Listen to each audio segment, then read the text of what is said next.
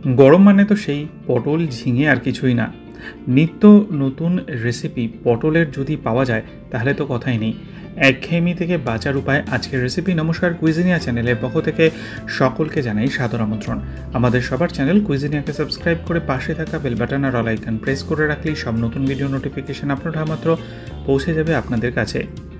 পটলের একঘেয়ে রেসিপি খেয়ে বোর হয়ে গেছেন? ট্রাই করুন আজকের এই রেসিপিটি। কথা দিতে পারি দুর্দান্ত লাগবে। শুধু যে ভাতের সাথে ভালো লাগবে তা কিন্তু নয়, পোলাও, ফ্রাইড রাইসের সাথে অনায়াসে সার্ভ করতে পারেন আজকের এই সম্পূর্ণ নিরামিষ পদ্ধতিতে বানানো পটলের রেসিপি। এখানে আমরা নিয়েছি 500 গ্রাম পটল। 500 গ্রাম পটল, মোট 10টা বড় সাইজের পটল হয়েছে। পটলগুলো আমরা খোসা একটু ছাড়িয়ে নিয়েছি আর দুটো দিকে এরকমভাবে চিড়ে নিয়েছি। এরপর এর মধ্যে আমরা দিয়ে দিচ্ছি পরিমাণ মতো হলুদ গুঁড়ো আর নুন।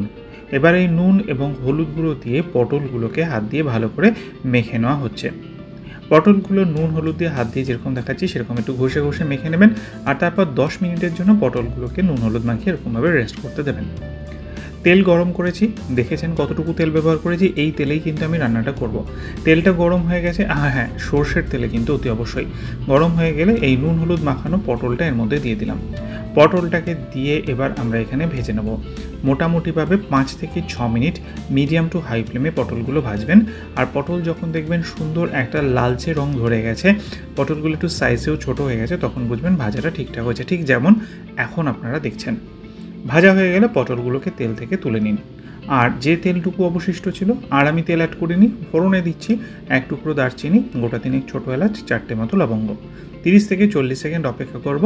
আর ওদিকে একটা বাটিতে 1/2 টিস্পুন হলুদ গুঁড়ো, 1/2 টিস্পুন লাল লঙ্কার গুঁড়ো, 1/2 টিস্পুন কাশ্মীরি লাল লঙ্কার গুঁড়ো, 1/2 টিস্পুন ধনে গুঁড়ো আর 1 টিস্পুন জিরে গুঁড়ো সামান্য জল দিয়ে আমরা মিশিয়ে রেখে দিয়েছিলাম আধ ঘন্টা আগে।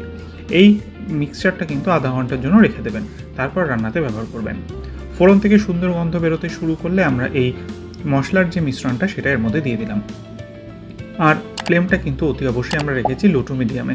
বাটি ধোয়া আর একটু জল এখানে আমরা দিয়ে দিচ্ছি আর তারপর এটাকে ভালো করে নেড়েচেড়ে মিশিয়ে নিচ্ছি। দিয়ে দিলাম স্বাদ অনুযায়ী নুন। এবার এই নুনটা দিয়ে মশলাটাকে আমরা কষাতে থাকবো অন্ততপক্ষে 4 থেকে 5 মিনিট লো টু মিডিয়াম ফ্লেমে। মশলার থেকে যখন দেখবেন সুন্দর করে তেল ছাড়তে শুরু করেছে, তখন এর মধ্যে দিয়ে দিন ভেজে তুলে রাখা পটলগুলো। পটলগুলোকে দিয়ে মশলার সাথে সুন্দর করে আর একবার মিলিয়ে মিশিয়ে নিন।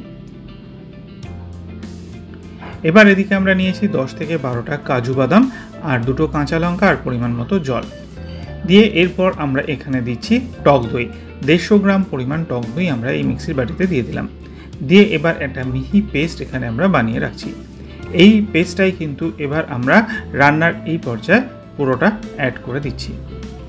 এই যে মশলাটা দিলাম, এরপর কিন্তু আমি আর জল দেবো না, এইটাতেই পটলগুলো সেদ্ধ হয়ে যাবে, বিকজ পটলগুলো অলরেডি কিন্তু অনেকক্ষণ ধরে আমাদের ভাজা হয়েছিল। 1/2 টিস্পুন চিনি দিয়ে দিন টক দইয়ের স্বাদটাকে ব্যালেন্স করার জন্য। চিনিটাকে দিয়ে ভালো করে নেড়েচেড়ে মিশিয়ে নিন আর তারপর এটাকে একটা ঢাকনা চাপা দিয়ে 7 থেকে 8 মিনিট মিডিয়াম টু হাই ফ্লেমে কুক করতে দিন। মিনিট 8টে কিন্তু আমার হয়ে গেছে। ঢাকনাটাকে ফাইনালি আমি খুলে নিলাম। পটলগুলো একদম পারফেক্টলি কুক হয়ে গেছে, ঝোলটাও ঠিক এতটুকুই দরকার। নামাবার আগে 1/2 টিস্পুন ঘি ছড়িয়ে দিয়ে ফ্লেমটা অফ করে ভালো করে নেড়েচেড়ে মিশিয়ে নিন। তাহলেই তৈরি হয়ে গেল আজকের এই দুর্দান্ত সুন্দর সম্পূর্ণ নিরামিষ পটলের রেসিপিটি। বাড়িতে অতি অবশ্যই ট্রাই করুন, খেয়ে কমেন্টে জানান কেমন লাগলো। যদি ভালো লেগে থাকে তাহলে বরাবরের মতো কী করতে হবে, একটা লাইক এবং প্রচুর শেয়ার করতে হবে। যারা এখনও চ্যানেল কুইজিনিয়াকে সাবস্ক্রাইব করেননি, অনুরোধ করবো চ্যানেলটাকে সাবস্ক্রাইব করে এই পরিবারের সদস্য হয়ে যাওয়ার জন্য। লাইফ ইজ প্রেশাস গল্পে শেখালেখাল চ্যানেল দুটিকে সাবস্ক্রাইব করতে আজকে ভিডিও ডেসক্রিপশন বক্সের লিঙ্কটা প্লিজ চেক করে নেবেন। সবাই ভালো থাকবেন, সুস্থ থাকবেন। নমস্কার।